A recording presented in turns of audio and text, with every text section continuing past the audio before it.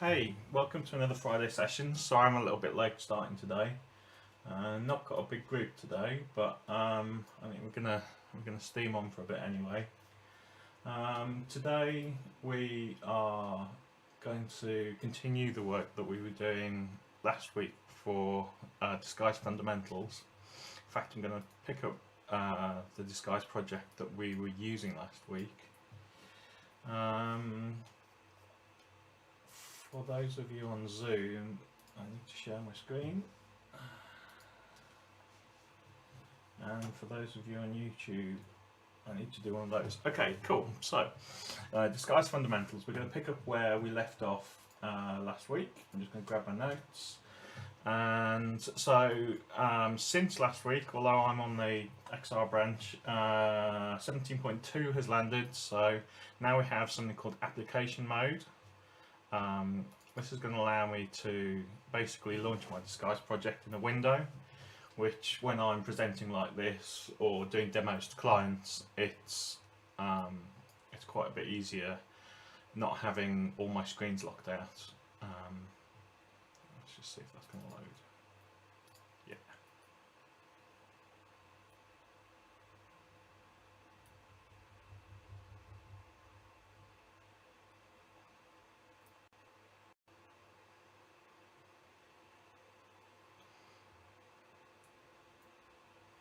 That's actually loaded in what I would call traditional mode, which is full screen. Let's just see if we can get that to load in application mode.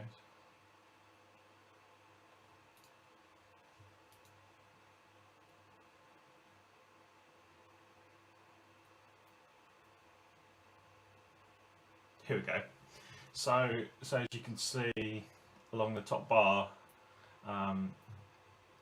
Disguise is essentially running in its own window. If you're able to see the other screens that I have attached to my machine, I'm actually able to see my notes and other bits and pieces without losing those. So that's going to be a real help to making these webinars a little bit more slick. Because there's not a big group today, I'm going to try and be a little bit more focused on the questions, because I can do that when there isn't so many people here. Let's just make sure I can see chat windows. So yeah, don't hesitate to ask a question if you've got any questions about anything that we're going to go through. So picking up from last week, it's difficult to remember where we got to. It looks like the last thing we were doing is going through the different mapping types that we can have. We'll have gone through the direct mapping type, which essentially follows the UV of a surface, so starts in the top left and moves down to bottom right, and we'll map your model however the UV follows. We'll also have had a quick look at feed maps, so just doing a quick recap here. This is where we have our feed mapping view. We can take a single piece of content and map it over a number of different screens and scale it and sort of subdivide it in whichever way, much in the same way that we can if we're looking in the feed view. Oh, there's our feed mapping on top. Much in the same way that we can in our feed view, or overall feed view for Disguise, excuse me. We've also got perspective mappings, which is where you have the single eye view, and it's a little bit like using a projector to push your content into your scene. And also parallel mappings, where, if I just bring that up, so we have like a parallel surface that pushes your content into the screen, into your scene, the same way that it would a perspective mapping, but this doesn't get larger as it goes on. This stays the same uniform size all the way throughout the screen. So that's where we left off. Next thing, I think we might have covered this last week, but I'm just going to recap again, is we're just going to talk quickly about Playmodes. You'll remember you can split sections on a timeline by pressing Alt S and then Alt M joins them back together again. So that's Alt S for split and Alt M for merge. This helps us work through, or this supports the different play modes that we have in Disguise. So if I was to grab a sort of normal play mode, that's going to ignore any of the section breaks that we might have on the timeline. If we use the second play mode, this is play to end of section. That's going to pause at a section break. The third play mode that we have is play loop. So as we get to the end of a section, it's going to loop back round to start at the beginning. Again. On top of these play modes, we can kind of layer up, and it's going to be useful at this point to have some content which has some movement in it. Let's grab this guy. So here we go. Let's focus up on our stage so we can see what we're doing.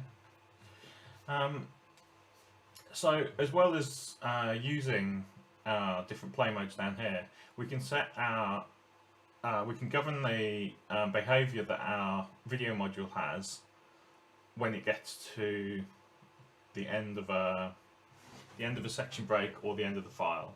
So right now, if we go to, let's close some of this down so you can focus. So at endpoint, right now we're set to loop. So when we get to a section break, the file is going to continue to play.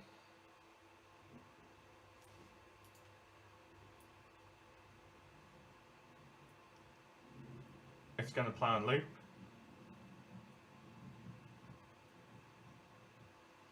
And it's just going to keep going. So if I drop our media manager out, we can see as we're sat waiting for our next cue, our next go, our content can continue to loop.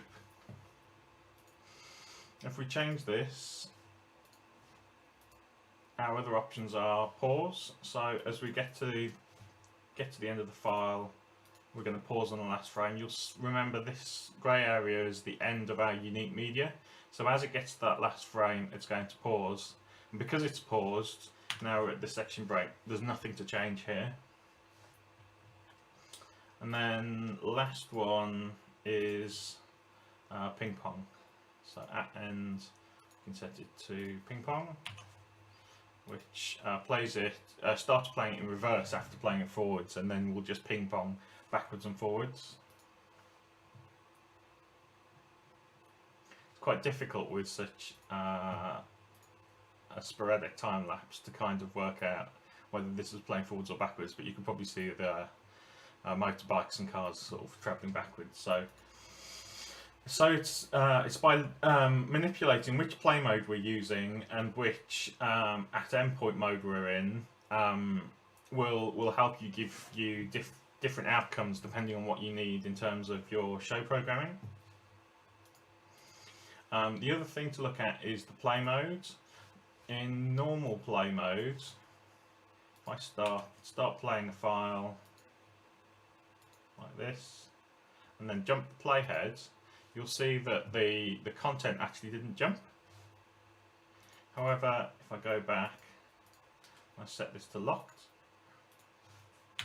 Now if I set this playing, move the playhead, that actually jumped the content file. So with locked, it's literally playing every frame as per either the time code or the timeline. Whereas with normal, you can jump around without affecting the playback. It's a little bit hard to get your head around at times, but it's important to know it's there and why it's doing that.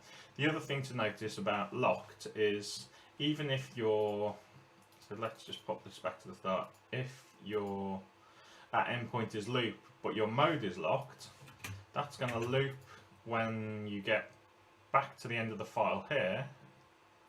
However, when this timeline stops moving, it's going to stop at the end of the section break.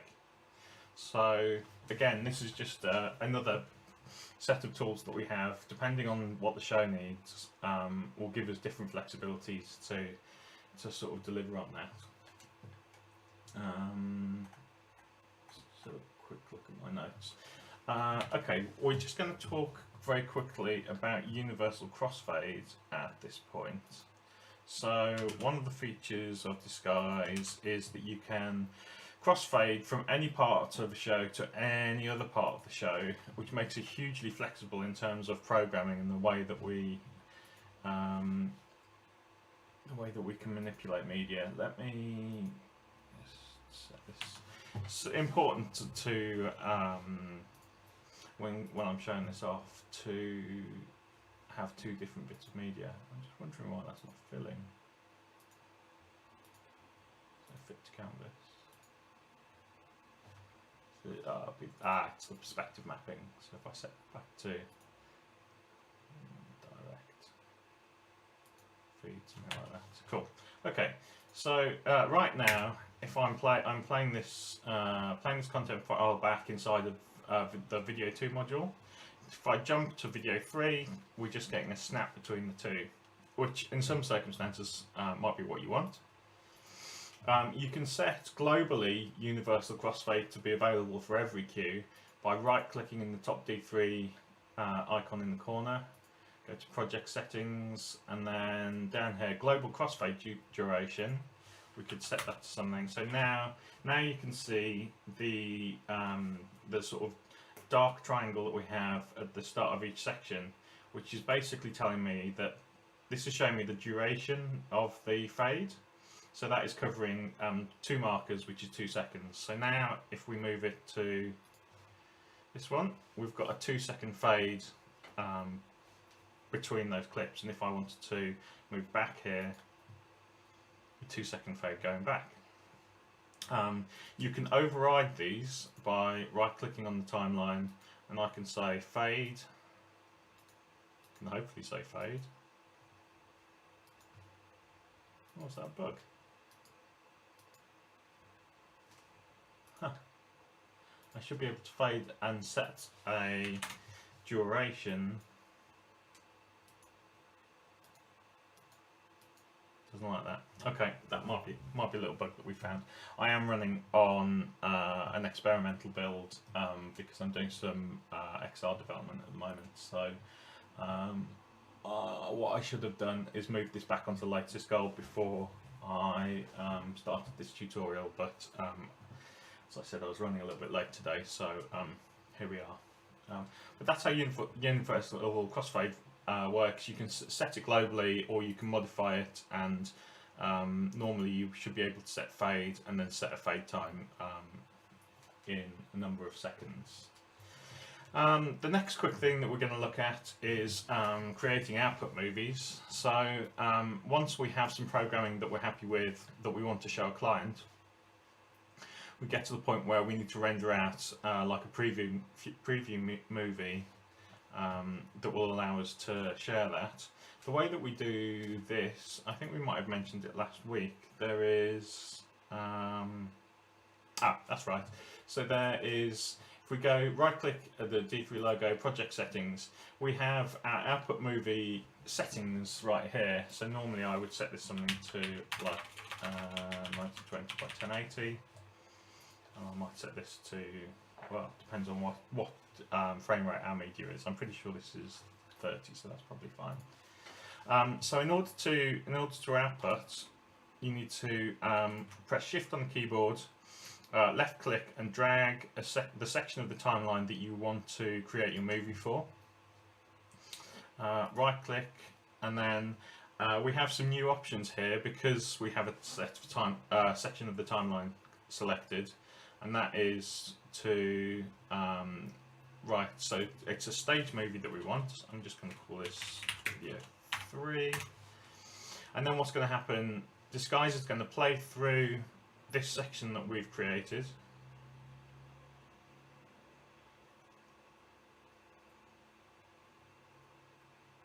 Should have made that a little bit shorter perhaps. And then that movie, if I come back to our D3 manager, right click and open up my project, there's now an output folder been created inside my project file structure. If we go into there, the stage movie, and I can just pop that open, and we can see here's a rendering of the stage, which we can send out to a client and show them the programming that we've done for their show.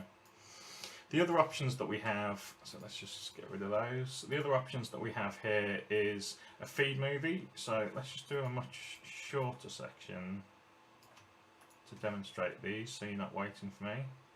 If we could do, we can output a feed movie.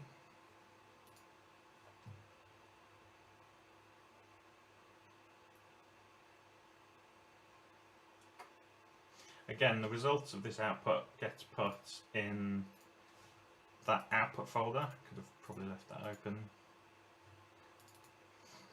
Separate folder here called feeds.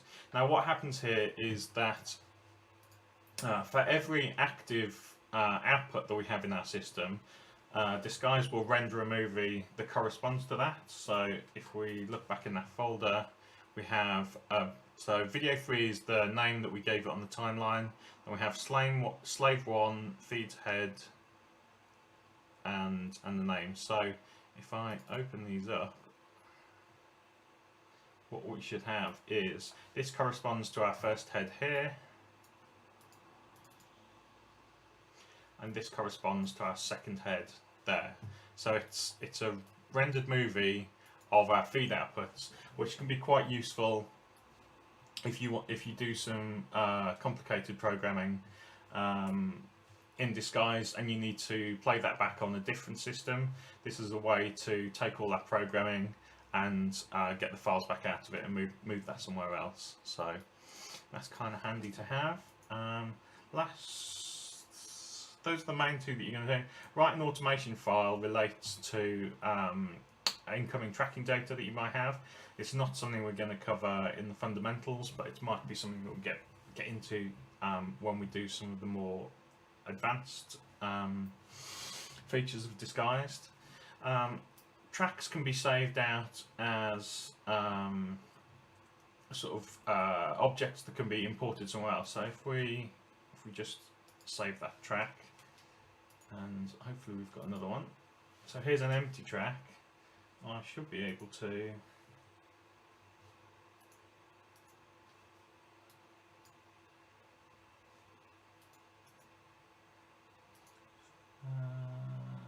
I should be able to merge a track back into this. I haven't done this in ages.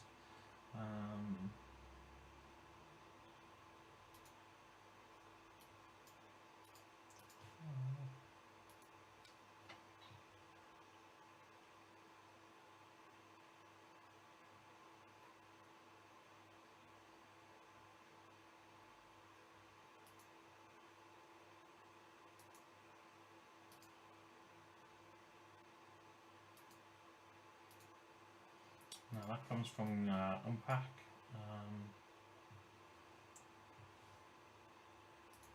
Maybe that's changed.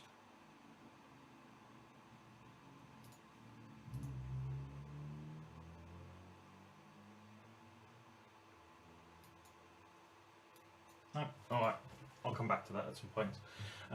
Sorry about that. So, moving on, that's the output movies that we've been looking at.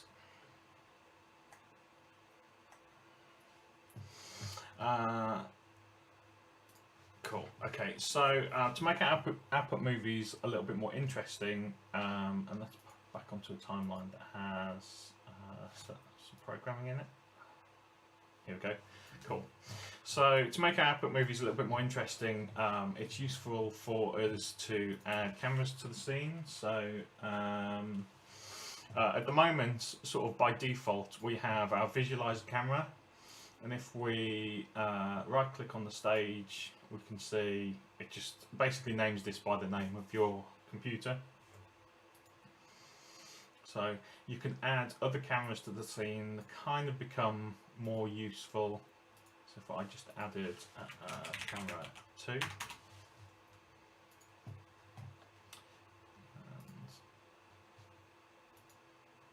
probably the easiest way to grab this is with the drag handles. just have a look where that is in space. Okay, so camera 2, here we go, is available to us in our feed, and if we wanted to output this on a head as like a locked off camera, particularly when you're working in like a broadcast gallery kind of environment, this is a really useful way to have a certain fixed part of the visualizer that isn't going to change. So now if I'm programming and I'm moving my visualizer around in order to see different aspects of my programming, what I'm not doing is changing anything on my second camera, which means that I'm getting predictable and reliable output, which I'll be sending, say, to another part of the broadcast team. That's been the main way that I've used that. So it's important to know that cameras are here. You can also keep the visualizer camera. You can also set camera bookmark. So by default, when you set up any Disguise project, F12 on the keyboard always sets you 10 meters back from the center point of your project. So if you get yourself in a real pickle and just like zoom out or just move this completely, that's quite hard in this for me to move too far away from it, but F12 is always a really good way to get you back to the center of your scene. Also, if there's, let's say we're interested in these surfaces and want to set up a view that we're going to come back to as we're programming, if I press Alt and the F keys, F1 isn't available to us because that's our help menu. So I don't think we covered this in the last session. A sort of context-based help menu is available to you by pressing F1 pretty much any time you're using Disguise, and this will change depending on where you are in Disguise and what you're doing, but it's kind of useful. Also, sort of tooltips can turn up if you've got F1 selected. However, by using Alt, and so you've got Alt and then F2 through F11 are available to you for camera bookmarks. So you set your scene by navigating to the part of the scene that you want to see. I pressed Alt and then F2, and that could have been F2 through F11. So now let's say F12 back to the center of the screen. Rather than having to remove my visualizer around manually, I could just press F2 and that's going to snap me back to that view. F12, F2, and then say I wanted one that was just going to line me up quite close on this second or third LED screen. I could Alt F3. So then this is just a much quicker way to move around your scene while you're programming, rather than constantly having to mouse around and do anything like that. What I did say when I was getting into talking about cameras is that we could use these to make our visualizer outputs or visualizer renders a little bit more interesting. So if we go in and create a new layer, so that was right click on the timeline to get this menu up, and then I can name it.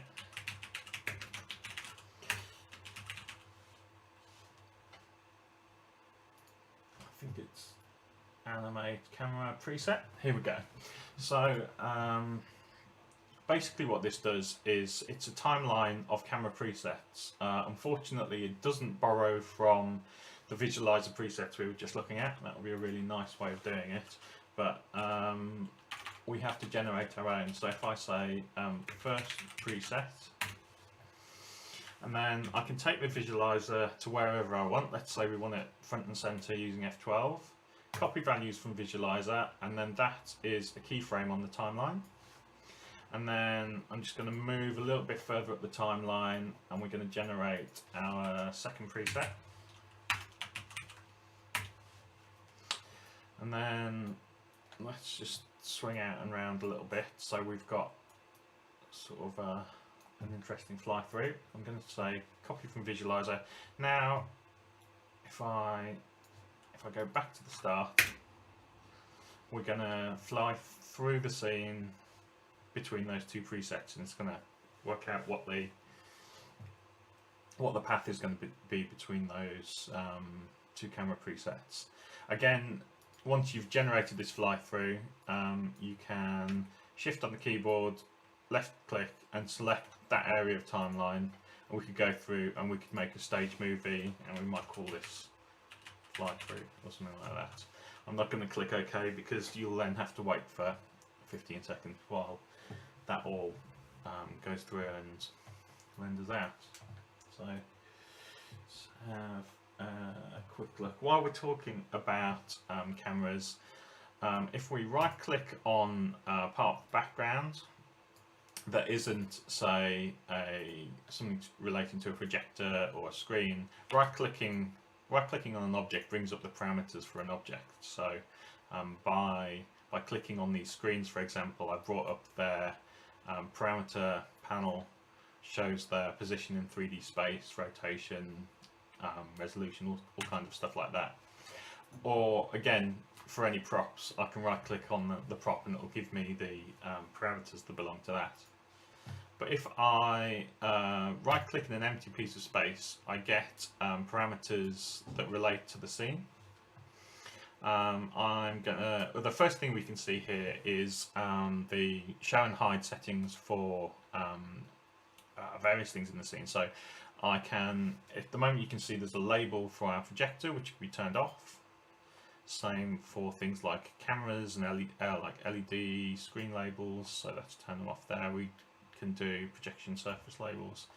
So this is just a way of cleaning up your scene. Not that there's anything wrong with having those labels, but if you're going to spend a couple of weeks programming a system, you'll probably get very accustomed to which screens go where and what they're called. So it's just a great way to clean things like that up. I'm pretty sure that those labels translate into our output movies as well. Let's just have a quick look. Yeah, so you can see the surface labels, and actually our LED label is visible in our output movies. So if you want to clean things properly up for a client render and you don't want these labels in, this is the place to come to remove those. If we just wanted to get rid of the rest, we could get rid of props and cameras, and then I think that is a fairly clean scene for us.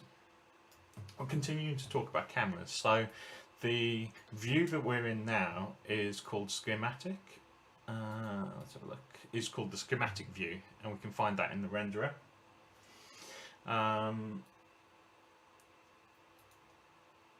We have another couple of options. Lux is gives us a nicer view of the visualizer, in my opinion. It turns on ambient occlusion and some sort of nice rendering techniques. If we feel that the scene is a little bit dark now because of that, we could go in and change our white point, although this will affect the brightness of the screens. We can also balance that by coming into our projectors and changing the brightness of the projector output, which is kind of the other reason for having Lux Mode. Lux is the tool that Disguise has for doing projection studies. So if I just duplicate our projector, which I've done by right-clicking the projector, opening the projector right-clicking the projector to open up the projection parameters, then I can right-click on the heading and I've got an option to duplicate that. So I have two projectors overlaid at the moment. If I just move another one out and change the look at it a little bit. Here we go. So in Lux Mode, we can see, given two identical projectors in terms of brightness, what the increase in brightness would be if we overlay two, or in fact here where I've just overlaid kind of half of it, we can see how that side of the image is considerably brighter than the left-hand side. If I go back into schematic mode, we'll just see the content and there'll be nothing in our visualizer that shows us sort of the difference for brightness based on the projection. which is kind of something to remember. I kind of like to use Lux Mode for client renders, just because we have that nicer sort of rendering modes. But it's important to kind of remember that it's also a projection study tool. The third mode that we have is an actual volume. I was about to say volumetric brightness. That's not correct. It is. It shows the. I've forgotten the technical term for projection study. It's going to show you the relative brightnesses based on the given light in the room. So we're able to say the brightness in lumens for a given projector, and then this gives us a heat map to show in nits how bright each one of these screens is going to be based on the amount of projection pointed at it, or given the brightness of a screen if it's an LED screen. So that's kind of useful to use. I tend to use mapping matter for my projection design, but it's quite useful to know that these projection tools are available to us here. For the most part, while programming, you're more than likely to be working in schematic mode, as that's going to give you it's going to be content focused, and the other sort of niceties of Lux Mode with projection brightnesses can just get in the way at times. So this is where I normally live. I'm going to remove that projector as it was just there for that part of the demo.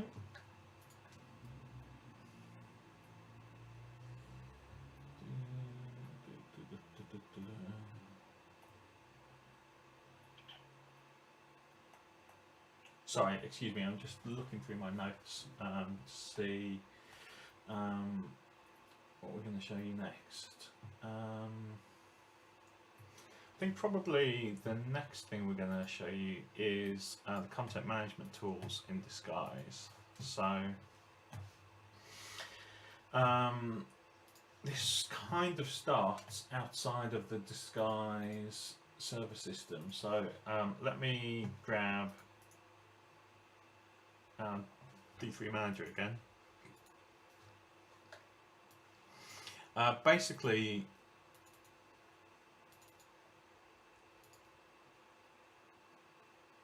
inside the video file. Okay, perfect. So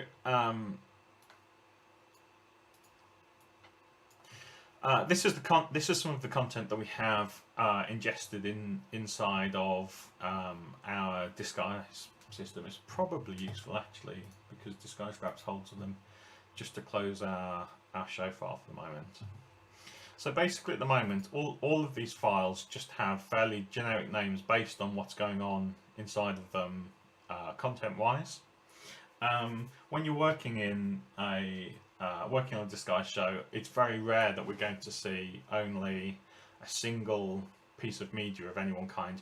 Usually we're going to see multiple versions of a file, and Disguise gives you a system to be able to track this in file name and also use that metadata when we get in to start doing our programming. So I'm going to grab this flying birds file. I'm going to make a copy of it. So, hit F1. In the file name, the way that we trigger the versioning system is an incremented version needs to have the same file name as the previous version. However, it then needs a version tag, so that would be underscore v and then a number. So as this is the second version of this file, we'll call that 002. I don't think it matters, but I tend to make that a lowercase b.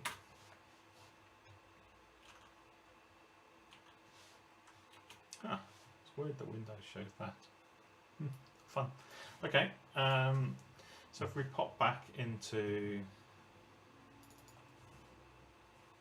our show file,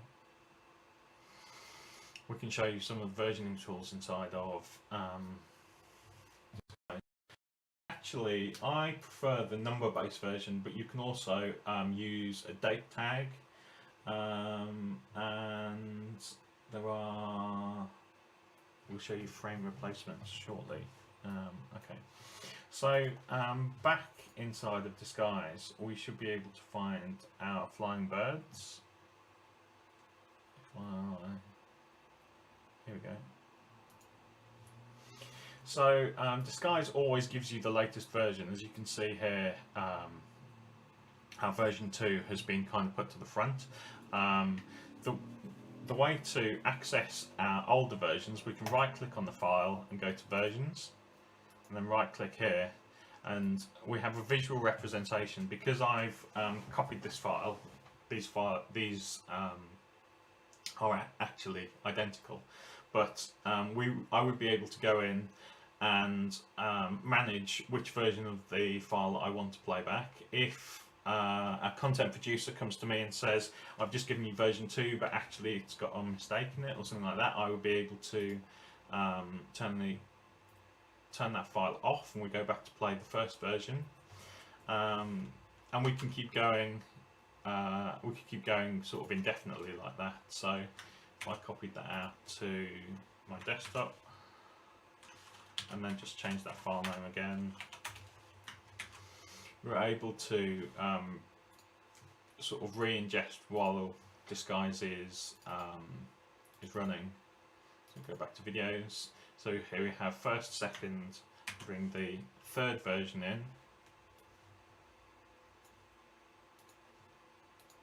I imagine this is going to get a little bit upset because I had that window open, but we can see pretty much straight away the third version is in, and Disguise basically treats that as a newer and better version, so automatically updates itself to be running off version 3 in the same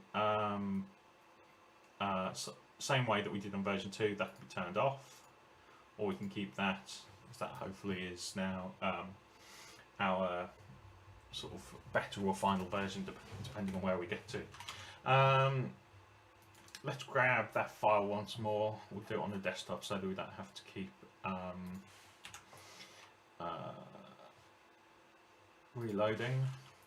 So the other way that we can use a version tag is, let's say that you want to update a file in your system, but just as a patch. So you don't, if this was a 4K or bigger media file, and you only needed to replace the first 20 frames, then it would be a real shame to have to re-render the whole file in order to just make that replacement. So we can use a version tag in order to basically just replace that file.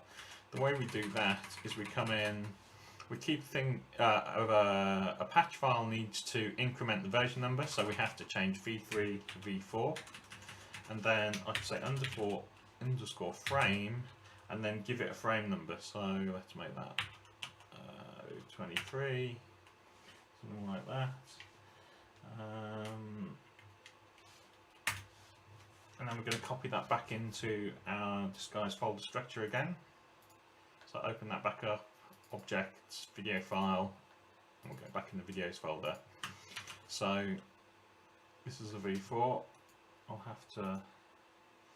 So now, because I used an identical file, this won't make much sense. But you can see visually here that this file doesn't actually start at the same place as version 2 and 3, and this patch will be played. Disguise does something quite clever where it reroutes the thread that is handling playback to skip onto your patch, and then we'll come back down to your main file again. So I'm not entirely sure how that works underneath the hood, but it's not as resource intensive as basically playing these two things as stacked modules. So oh, excuse me, a bit hoarse today. So that's how you handle patching media using version tags. The The other thing to mention, if we're going to talk about managing media, is we looked at this very quickly when we were at the start of last week's session. If we go to the top here, right click on the D3 logo again, and media ingestion history. This is a table of all the media that we have inside this project, and includes information like the version number, frame replacements. So this grabbed that that tag and shows us that the frames are being replaced from 23 onwards to the end, which is obviously that file is 323 frames long. It gives me the path in the Windows directory that that relates to these files. It gives me a relative path, so we know that all this media lives inside the video file folder. So the relative path from that is, we kind of always know, so that's our project folder. If we go into objects, video file, we know that all our media lives in here, and then our relative path is videos, and then there's our frame replacement, which relates to this path here. This is quite useful to just for fault finding and helping to support your content team. You know, letting them know often whilst you're programming a show, helping them understand which files are working or which files need adjusting, what the version numbers are, what the file path might be, if they're helping to manage the system over the network. This is a really great place to come and see all those things. So that is our content management. I might do another session at another point showing free file sync and some of the workflows that I use outside of Disguise to manage content while working on a show. But for right now, we're just going to try and stay inside the Disguise software, and that's kind of the information that you need to know. Let's just have a quick look at this. There's one more tag that you can use that I haven't mentioned, which is Proxy. Again, this isn't going to be a particularly interesting demo if I don't have a lower res file. Basically, if you have let's say 10 media servers in your network, and your master needs to be able to play back all of those files in order to be able to queue the show, you are either going to run out of file space sooner rather than later if you've got 10 times the amount of media on a single server on your master, or you're going to run out of capacity. You know, your master machine isn't going to be able to play back 10 times the video load of the media that you're going to use. And when you run into that situation, proxies are the way to kind of deal with that. So the third type of version tag is, if I just take a frame replacement out there, I can also say proxy, and then like proxy 2 would be half resolution of the original file, proxy 4 would be a quarter resolution, proxy 8 would be, and so on and so forth. There is a proxy maker inside of Disguise, which is down here in the bottom right hand corner. I've had really mixed results with that. So typically what I would do if I was needing to generate proxies is I would bring my files into something like Adobe Media Encoder to render them out in these lower resolutions. But Disguise can see this tag, and the way this works is that the master can play a proxy, although on the outboard server it would be playing the full res file. So it's a way to link files that are essentially the same and provide a way for your master to cope a little bit better in that situation. So there isn't really a good visual demo that I can do of that without having multiple other Disguise servers on my network. So it's useful to know that that's there, but we might have to come back to that another day. Let's see what time we're on. We've done 50 minutes so far, so let's see what we're going to do with the last part of this.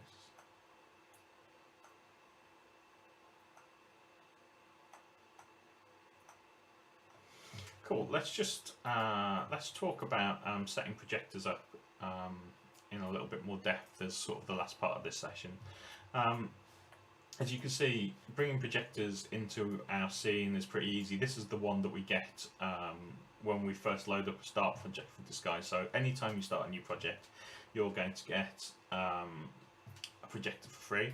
As I showed you earlier, you can right click on a projector and duplicate them using that menu there, or I can go into the stage and I can add more projectors here. So in fact, although I deleted that from the scene, or I deleted the second projector from the visualizer view, it actually remains as part of your show file if you ever want to bring it back. I could also, if I just type in a new name, I mean, you could call them anything you like, but say let's call that PJ3. Just for my own sanity, I tend to try and call my projectors all the same thing here, but it depends how strict your OCD is in terms of how you want to handle that. When you are moving a projector around, now we have the 3D handles in Disguise. You can now grab the handles for your projector and move them up and down like that. You can see as I'm doing that your positional values and rotational values are changing. And then a projector is essentially two sets of positional values, because on top of being able to move the projector body around, you also have the look at point, which is, you can probably see from these, the look at is basically the dead center of the projection cone at the point where the projection is going to hit the surface. So you can pick that up and also move that with the axis bands to move that in and out. Previous to 17.1, we didn't have the 3D tools like this. So the way that we moved those around is we had to grab the values in the object parameter and move them around using. I tend to use the scroll wheel on the mouse to be able to do that. You can use modifiers on the keyboard to help you out with that. If you see me moving this without touching anything at the moment, we're moving up by 0.1 at a time. I can hold shift on the keyboard and that's now going to move 1 meter at a time. All these values are based in meters. So this will move a meter at a time.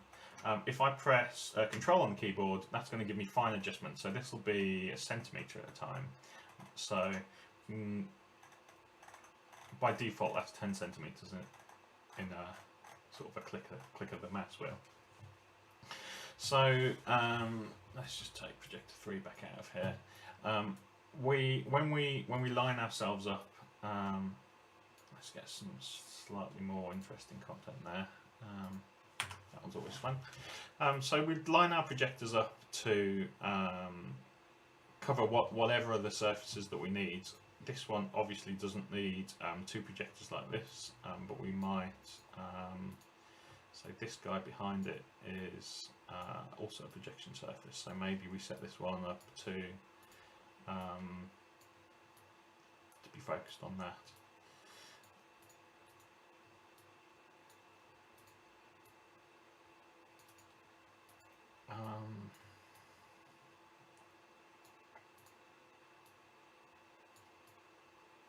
There we go, we'll get there in the end.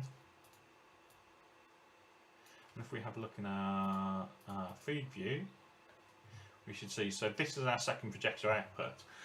This is quite a good demo that there's actually nothing there to see. The reason for this is, in each of our projectors, we have to tell it which surfaces that they are to look at.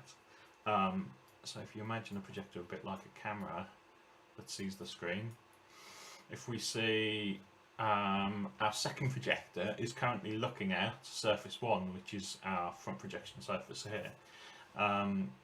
Unfortunately, it's not actually looking at it. So if we remove surface 1 by dragging that to the minus, can use the plus to add surface 2, and if we now go into our feed view, we can see, although it's terribly lined up, we can actually see that second screen, and I could just use this to better line my projector up there, so we can see. If you look at Projector 2 compared to Projector 1 in this view above the white line, you'll see that this looks a little bit dimmer than that one. The reason for that is that this projector is active in the scene, so I have, by clicking on it, I can see that it has a feed rectangle which is, although this is a virtual server, it's allocated to the second head of our first outboard server. However, Projector 2 doesn't appear anywhere on our system yet. I can right click and say add feed rectangle, which would add it to our show, and then I could drag that onto the right head, line it up, make sure that this is 0, 0. The other way that I could do this, some of this is recap from last week I think, is I could press Alt on the keyboard and drag an arrow, and that would drag it straight to it would drag it straight to the output head. So that's useful, quite a useful way of doing that, or it's a much quicker way of doing that. If we right click on our feed rectangle, so this is in the feed view, this is where we could change the warp of our projector. So right clicking brings up the parameters, and I can say edit warp. And then in our warping window, I can add a deformation layer. And if you've used any other sort of 2D based media server like say Catalyst or Hypnotizer, I mean there's loads of them out there, this is probably quite familiar to you. You can basically take these points and move them around, and depending on what the output that you need, you'll be able to sort of line your projector up, or sort of compensate for keystone and stuff like that. You can move these around by left clicking on them and dragging them,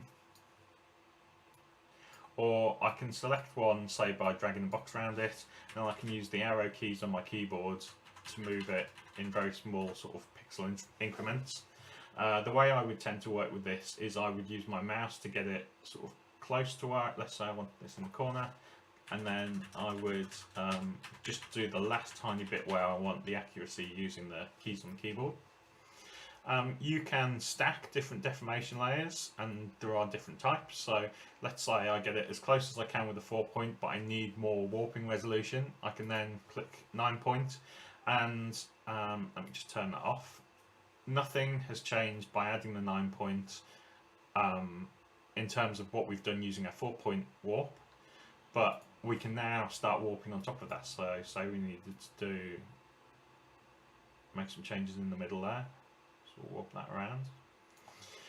As you saw, these traffic lights here allow us to turn these warps off, which is quite useful while you're doing projector lineups, is to sort of see if the modification that you've made is helping or not. You can kind of switch them on and off without having to completely bin the work that you're doing. Each sort of set of warps has a few different set of features inside it, which I'm not going to get into every single one at the moment. One that I do think is worth knowing about is if you're using a 9-point, by default that is going to move the warp in. It's essentially designed for barrel distortion. So there's a kind of a circular nature which you can kind of see. I'm pointing at the screen. You can't see my finger. That you can kind of see in the straight lines here that when I move this, we're kind of introducing curves into this, and the reason for that is because it's the 9-point is designed for dealing with barrel distortion. If you set the straightness to 1, this is now going to behave a lot like a 4-point. However, it's going to do it obviously using the 9 points. By doing this, you can see now when I move the center point around, things are moving in a straight line, and I don't think anybody's ever going to warp something quite as extreme as that, but it's quite useful to know that the straightness parameter is there. Custom grid takes it a little bit further. so the parameters to know about this one is the width and the height. You can add basically as many points as you like. I wouldn't recommend it. As you can see, my system has slowed down a bit now. We've added more than you would ever use while warping a system or warping a set of projectors. My advice to anybody using this is use the points sparingly, but let's say we want a reasonable number of points in the grid. We can keep increasing those until we have the resolution that we need. Let's say something like that, and we'll be able to pick those points up and move just that part of the image around. So that's kind of useful to know about. Let's have a look. I tend not to use the other ones so much, and all of those I would say fall into the category of sort of advanced disguise features, so I think we're going to move on without getting caught up with all that kind of stuff. If we right click our feed rectangle again, the other thing that's probably useful to know about this is also where we could add manual blends or masks. So at the moment there's none attached to there. These are the sort of default disguise sort of patterns and stuff. I think a few of them I might have brought in with the media pack, but these are all the 2D images in your show file. Right now, none of these are likely to give you the warping that you're going to want in order to be able to blend projectors together. So the way that we do this is we can generate a new texture using this box here. We have to give it a name, so I think this is Projector 2. Blends. And then when we're generating texture, the texture we typically want is a soft edge texture, which brings up this screen. So now if we imagine we're blending projectors together, this gives us our sort of gamma curve at the edge of the projector to be able to do this. These points, depending on how 3D your warp is going to be, or how 3D your projection is, can be sort of moved around to help sort of compensate for that. Also, if it's useful or you want to turn this into something more of a custom mask, you can left click anywhere along these blue lines and generate extra points.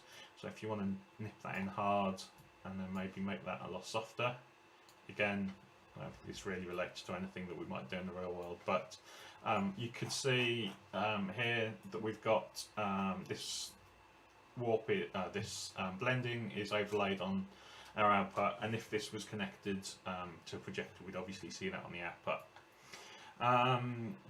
Right now, by default, these blue control points and lines are being drawn onto our projector output, which is quite useful if you're trying to line up the edge of a blend with a particular part of the screen, or if you've used like a laser to give yourself some horizontal or vertical lines.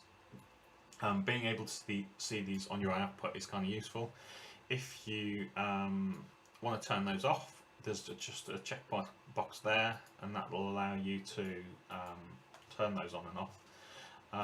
You can also, as well as moving the inner points, you can also move the outer points. So if you really want to give this a significantly hard mask, you could do something like this, and that would allow you to do that. The last thing to look at here is the gamma value. We can change the how hard the curve is from sort of the image in the middle to the black, which is sort of the edge of the mask. By default it's 1, which for me I find is normally a little bit dark. 0.78 or 0.8, particularly for barcode projectors, seems to be a good place to start, but it really depends on what you're projecting onto and how old your lamp is and whether you've got laser and all that kind of stuff. So ultimately this isn't about remembering values, this is more about just understanding that there is a parameter up here that we can use the scroll wheel to increase or decrease. Again, pretty much anywhere you can use, I mean even on this size, anywhere you can use the scroll wheel to increase or decrease, you can use those modifiers I mentioned earlier. So shift will give me in large values, and control will give me really fine adjustments. So that's kind of useful to know that it's there. All of these sort of warp and blend features are what I would sort of consider to be the old way of doing things, in that this is sort of a very manual projector lineup and blend. There's nothing to say that there's anything wrong with doing it that way. It's just that we have some other tools available to us now. The other thing, and it's less useful when you have flat surfaces, but when you have much more complicated projection objects, you can basically use D3's what we call quick cal system in order to line your projectors up. So the way that this works is, when you right click on the projector and look at your projector properties, you can come down to calibration.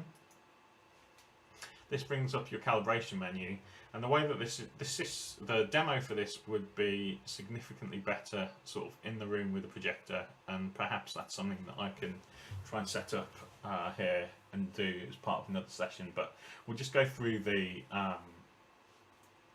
kind of theory behind this today, and maybe we can look at that at another time. So what we're doing here is we're going to add points to our 3D model.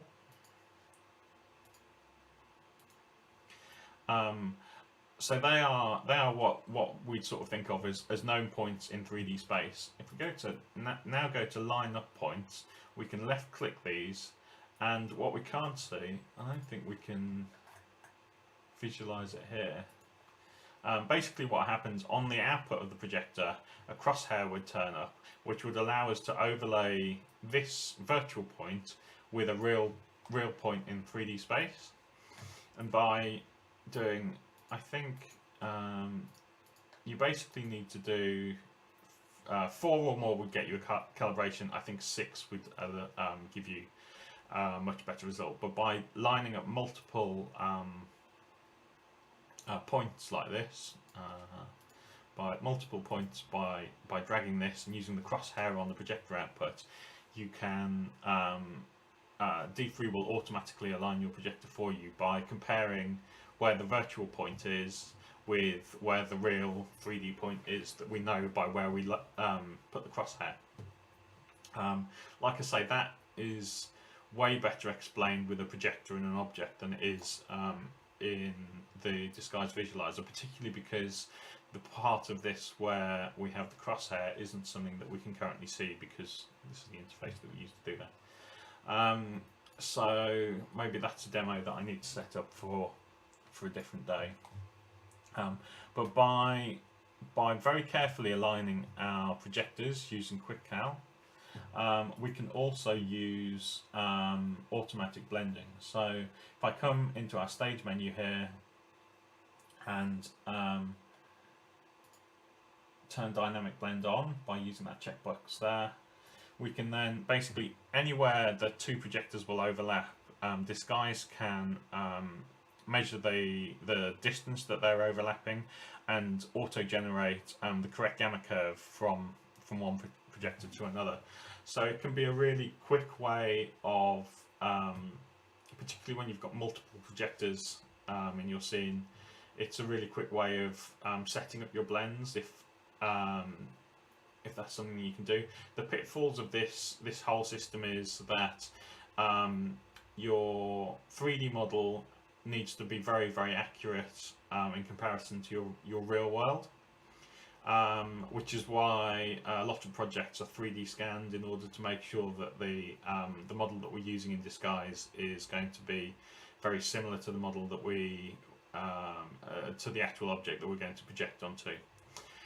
Disguise now have OmniCal, which is a camera-based calibration system, which is a different workflow completely again. And the benefit of using OmniCal is if you don't have an accurate model, it can use cameras and structured light to kind of work out where your projectors are and where your objects are, and also work out if there are any modifications that need to be made to the model in order to make that better reflect what you have in the real world. So it's worth, I'm pretty sure one of the Disguise webinars I've seen, some of the Disguise members of staff discuss the usage of Omnical on various projects. It's probably worth, I'm pretty sure they're getting a lot of those old, well, they're only a few weeks old, but a lot of those webinars should be on the Disguise website now, so it'd be worth looking that up if you want to do that. I think I'm going to end this session here, and we'll perhaps do a third Disguise session next week on sort of the final, sort of more complicated parts of the system. But at this point, you should be able to bring in media, version it, program it. We went through all the different sort of keyframing last week. This week we've continued with that. We've looked at Playmodes, rendering your movies out for a client, some blending and warping in your feed view. Yeah, you definitely should have enough knowledge to be able to get yourself into trouble based on the last couple of sessions, so that should be good. What I'm really terrible at is looking to see if there's any questions to answer before we give up, so just nothing from Tom and nothing on YouTube. Okay, well, thank you for tuning in today, and